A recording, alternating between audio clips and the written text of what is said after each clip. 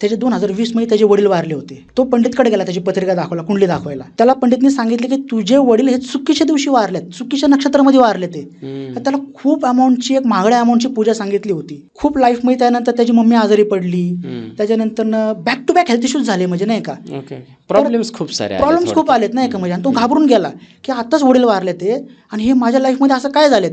माझ्याकडे एक अशी रेमेडी आहे, ज्यांना ज्यांना घरी हेल्थ इश्यू जाणवत आहे, पंचमुखी हनुमानाचा फोटो आहे, तो आपल्या दरवाजावरती लावावं. त्यानंतर विष्णू सहस्त्रनामचा पाठ करावा आपल्या घरात नित्यनियमाने. आंघोळ झाल्यानंतर 3 महिने लगातार हा पाठ करावा, विष्णू सहस्त्रनामचं ऐकावं.